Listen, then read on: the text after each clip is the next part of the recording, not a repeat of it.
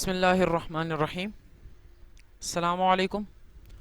मैं हूं आपका इंस्ट्रक्टर मोहम्मद ज़ाकिर और आपका मोहम्मद ज़ाकिर अफरीदी ऑफिशियल के इंग्लिश लर्निंग कोर्स में खुश आमदीद।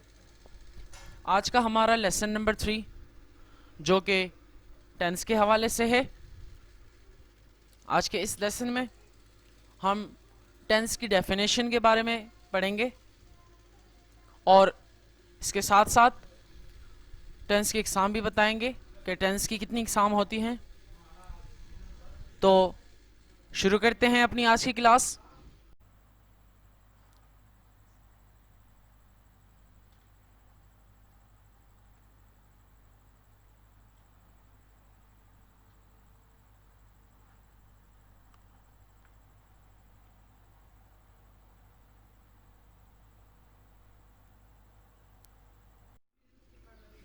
टेंसेस।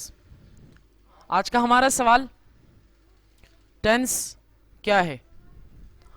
आज का जो ये सवाल है इसमें टेंस की डेफिनेशन के बारे में पूछा गया है कि टेंस किसे कहते हैं। तो किसी भी वक्त में किसी काम का होना टेंस कहलाता है। किसी भी वक्त में किसी काम का होना टेंस कहलाता है। मसलन कि अगर कोई शख्स है वो अभी साइकिल चला रहा है, तो ये जो साइकिल चला रहा है ये किसी वक्त में चला रहा है, किसी टेंस में चला रहा है, किसी ज़माने में चला रहा है। तो किसी भी वक्त में किसी काम का होना टेंस कहलाता है। उसके बाद टेंस की 3 इकसाम होती हैं। सबसे पहली किस्म जिसे हम इंग्लिश में पास्ट और उर्दू में माजी के नाम से जानते हैं। इस टेंस की अगर वजाहत की जाए तो कुछ इस तरह होगी कि गुजरा हुआ वक्त या गुजरा हुआ ज़माना, उससे हम पास्ट के नाम से जानते हैं।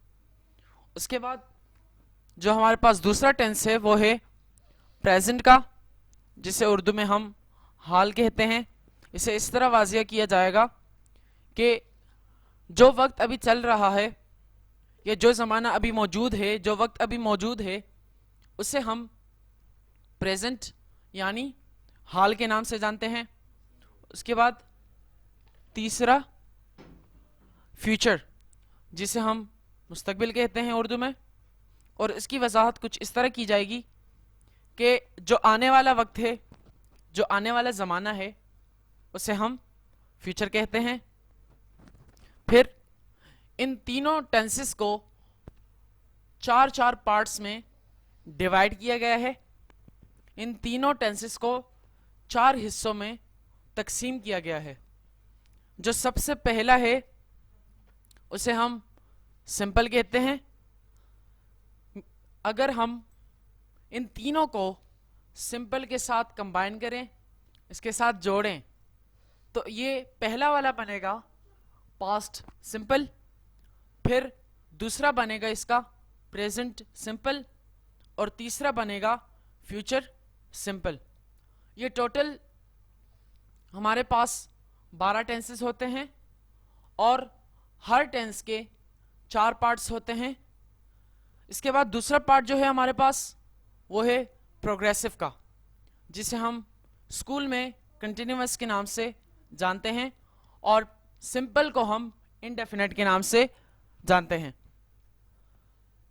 अब अगर हम प्रोग्रेसिव को इन तीनों हिस्सों के साथ कंबाइन करें, इन तीनों के साथ जोड़ें, तो पहला बनेगा पास्ट प्रोग्रेसिव, दूसरा बनेगा प्रेजेंट प्रोग्रेसिव और तीसरा बनेगा फ्यूचर प्रोग्रेसिव।